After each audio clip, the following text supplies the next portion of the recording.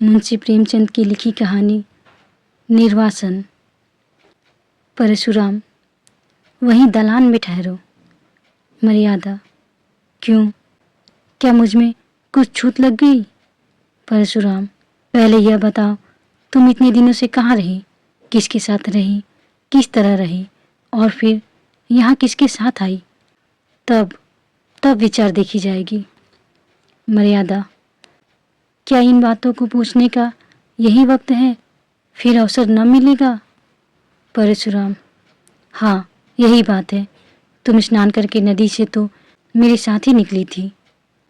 मेरे पीछे पीछे कुछ देर तक आई भी। मैं पीछे फिर फिर कर तुम्हें देखता जाता था। फिर एकाएक तुम कहाँ गायब हो गई? मर्यादा, तुमने देखा नहीं, नागा साधुओं का एक दल सामने से आ गया। सब आदमी इधर उधर दौड़ने लगे। मैं भी धक्के में पड़कर जाने किधर चली गई। जरा भीड़ कम हुई तो तुम्हें ढूंढने लगी। बासु का नाम ले लेकर पुकारने लगी, पर तुम न दिखाई दिए। परशुराम, अच्छा तब? मर्यादा, तब मैं एक किनारे बैठकर रोने लगी। कुछ सूझी न पड़ता कि कहाँ जाऊं, किससे कहूं। आदमियों से डर लगता था। संध्या तक वहीं बैठी रोती रही। परशुराम, इतना तुल क्यों देती हो? वहां से फिर कहाँ गई? मर्यादा, संध्या को एक युवक ने आकर मुझसे पूछा, तुम्हारे घर के लोग कहीं खो तो नहीं गए हैं? मैंने कहा, हाँ। तब उसने तुम्हारा नाम पता ठिकाना पूछा। उसने सब एक किताब पर लिख लिया और मुझसे बोला, मेरे साथ आओ, मैं तुम्हें तुम्हारे घर भेज दूंगा। परशुराम, वह आदमी कौन था? मर्यादा, वहाँ की सेवा समिति का स्वयं सेवक था। परशुराम, तो तुम उसके साथ हो ली? मर्यादा, और क्या करती? वह मुझे समिति के कार्यालय में ले गया। वहाँ एक शामियाने में एक लंबी दाढ़ी वाला मनुष्य बैठा हुआ कुछ लिख रहा था। वही उन सेवकों का अध्यक्ष था। और भी कितने ही सेवक वहाँ खड़े थे। उसने मेरा पता ठिकाना रजिस्टर में लिखकर मुझे एक अलग शामियाने में भेज दिया, जहाँ और भी कितनी खोई हुई स्त्रियां बैठी हुई थी। परशुराम, तुमने उसी वक्त अध्यक्ष से क्यों न कहा कि मुझे पहुंचा दीजिए? मर्यादा, मैंने एक बार नहीं सैकड़ों बार कहा, लेकिन वह यह कहते रहे जब तक मेला न खत्म हो जाए और सब खोई हुई स्त्रियां एकत्र न हो जाए, मैं भेजने का प्रबंध नहीं कर सकता। मेरे पास न इतने आदमी हैं, न इतना धन। परशुराम, धन की तुम्हें क्या कमी थी? कोई एक सोने की चीज बेच देती तो काफी रुपए मिल जाते। मर्यादा, आदमी तो नहीं थे। परशुराम, तुमने यह कहा था कि खर्च की कुछ चिंता न कीजिए, मैं अपने गहने बेचकर अदा कर दूंगी। मर्यादा, सब स्त्रियां कहने लगी, घबराई क्यों जाती हो? यहाँ किस बात का डर है? हम सभी जल्द अपने घर पहुँचना चाहती हैं, मगर क्या करें? तब मैं भी चुप हो गई। परशुराम, और सब स्त्रियां कुएं में गिर पड़ती तो तुम भी गिर पड़ती। मर्यादा, जानती तो थी कि यह सब लोग धर्म के नाते मेरी अच्छा कर रहे हैं, कुछ मेरे नौकरी या मजूर नहीं हैं, फिर आग्रह किस मुंह से करती? यह बात भी है कि बहुत सी स्त्रियों को वहां देखकर मुझे कुछ तसल्ली हो गई। परशुराम, हाँ, इससे बढ़कर तस्कीन की और क्या बात हो सकती थी? अच्छा, वहाँ के दिन तस्कीन का आनंद उठाती रही, मेला तो दूसरे ही दिन उठ गया होगा। मर्यादा, रात भर मैं स्त्रियों के साथ उसी शामियाने में रही। परशुराम, अच्छा, तुमने मुझे तार क्यों नहीं दिलवा दिया?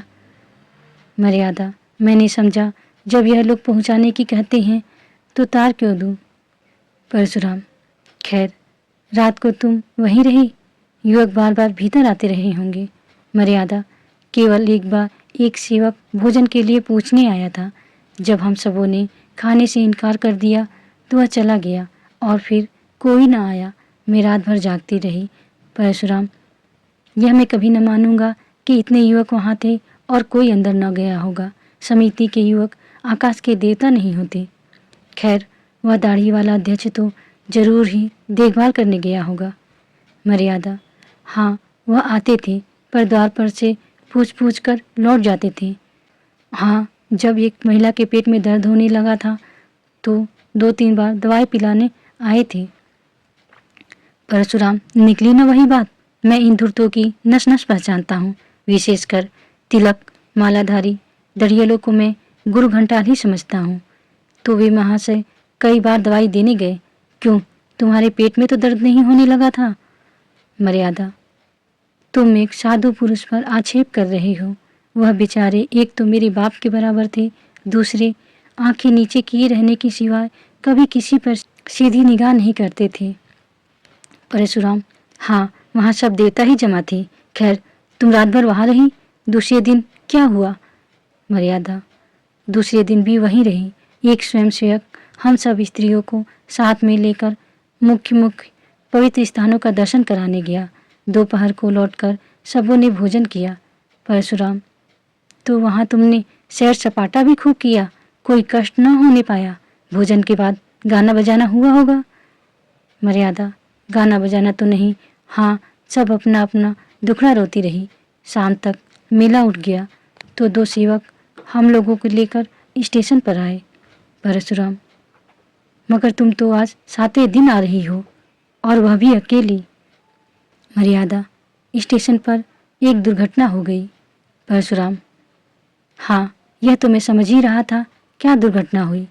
मर्यादा: जब सेवक टिकट लेने जा रहा था तो एक आदमी ने आकर उससे कहा, यहाँ गोपीनाथ के धर्मशाला में एक आदमी ठहरे हुए हैं, उनकी स्त्री खो गई है। उनका भला सा नाम है, गोरे गोरे लंबे से खूबसूरत आदमी हैं, लखनऊ मकान है जवाई टोले में। तुम्हारा हुलिया उसने ऐसा ठीक बयान किया कि मुझे उस पर विश्वास हो गया। मैं सामने आकर बोली, तुम बाबूजी को जानते हो? वह हंसकर बोला, जानता नहीं हूँ तो तुम्हें तलाश क्यों करता फिरता हूँ? तुम्हारा बच्चा रो रो कर हलकान हो रहा है। सब औरतें कहने लगी, चली जाओ, तुम्हारे स्वामी जी घबरा रहे होंगे। स्वयंसेवक ने उससे 2-4 बातें पूछकर मुझे उसके साथ कर दिया। मुझे क्या मालूम था कि मैं किसी नरपिशाच के हाथों पड़ी जाती हूँ। दिल में खुशी थी कि अब बासु को देखूंगी, तुम्हारे दर्शन करूंगी। शायद इसी उत्सुकता ने मुझे असावधान कर दिया। परशुराम: तो तुम उस आदमी के साथ चल दी? वह कौन था? मर्यादा: क्या बतलाऊं कौन था? मैं तो समझती हूँ कोई दलाल था। परशुराम: तुम्हें यह न सूझी कि उससे कहती, जाकर बाबूजी को भेज दो? मर्यादा: अधीन आते हैं तो बुद्धि भ्रष्ट हो जाती है। परशुराम: कोई आ रहा है। मर्यादा: मैं गुसलखाने में छिपी जाती हूँ। परशुराम: आओ भाभी, क्या अभी सोई नहीं? 10 तो बज गए होंगे। भाभी: वासुदेव को देखने को जी चाहता था भैया, क्या सो गया? परशुराम: हाँ, वह तो अभी रोते रोते सो गया। भाभी: कुछ मर्यादा का पता मिला? अब पता मिले तो भी तुम्हारे किस काम की? घर से निकली स्त्रियां थान से छूटी हुई घोड़ी हैं, जिसका कुछ भरोसा नहीं। परशुराम: कहाँ से कहाँ लेकर मैं उसे नहाने लगा। भाभी: होनहार है भैया, होनहार। अच्छा, तो मैं जाती हूँ। मर्यादा बाहर आकर: होनहार नहीं हूँ, तुम्हारी चाल है। वासुदेव को प्यार करने के बहाने तुम इस घर पर अधिकार जमाना चाहती हो। परशुराम: बको मत, वह दलाल तुम्हें कहाँ ले गया? मर्यादा: स्वामी, यह न पूछिए, मुझे कहते लज्जा आती है। परशुराम: यहाँ आते तो और भी लज्जा आनी चाहिए थी। मर्यादा: मैं परमात्मा को साक्षी देती हूँ कि मैंने उसे अपना अंग भी स्पर्श नहीं करने दिया। परशुराम: उसका हुलिया बयान कर सकती हो? मर्यादा: सांवला सा छोटे डील डॉल का आदमी था, नीचा कुर्ता पहने हुए था। परशुराम: गले में ताबीज भी थी?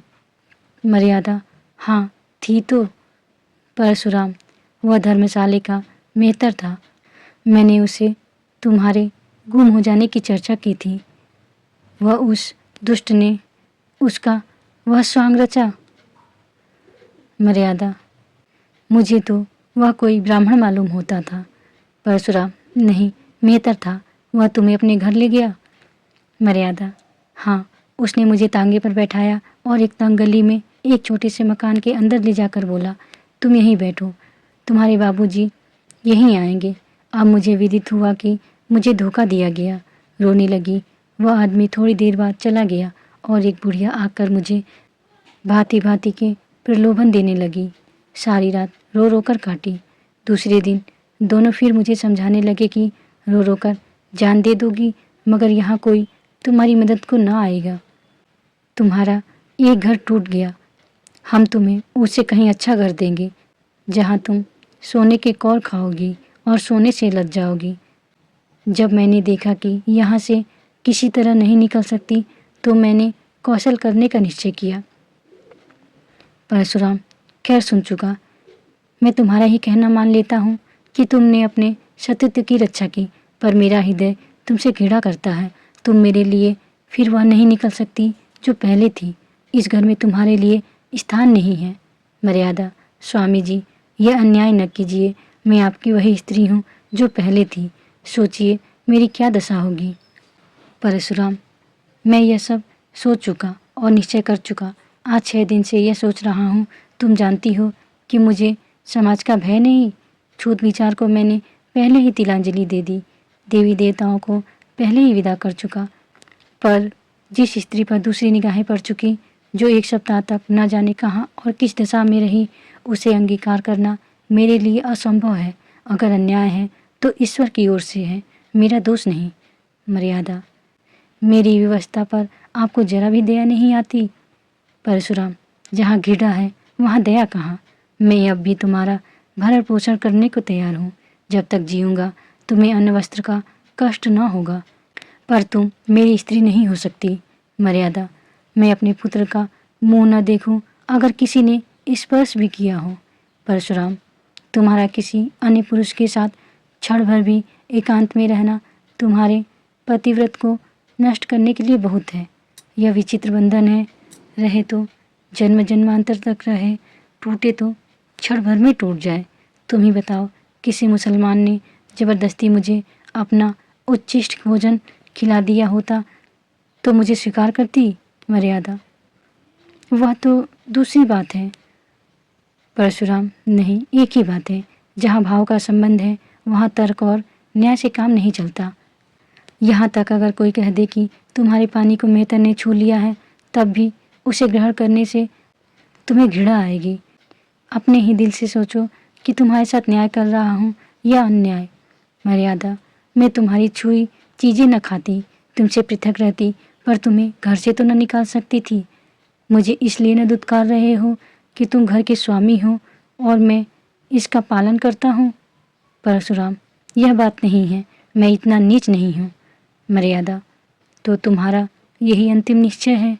परशुराम, हाँ, अंतिम। मर्यादा, जानते हो इसका परिणाम क्या होगा। परशुराम, जानता भी हूँ और नहीं भी जानता। मर्यादा, मुझे वासुदेव को ले जाने दोगे। परशुराम, वासुदेव मेरा पुत्र है। मर्यादा, उसे एक बार प्यार कर लेने दोगे। परशुराम, अपनी इच्छा से नहीं, तुम्हारी इच्छा हो तो दूर से देख सकती हो। मर्यादा, तो जाने दो, ना देखूंगी, समझ लूंगी कि विधवा हूँ और बांझ भी। चलो मन, अब इस घर में तुम्हारा निवाह नहीं है। चलो जहाँ भाग्य ले जाए। आप सुन रहे थे मुंशी प्रेमचंद की लिखी कहानी निर्वासन। कहानी सुनने के लिए धन्यवाद।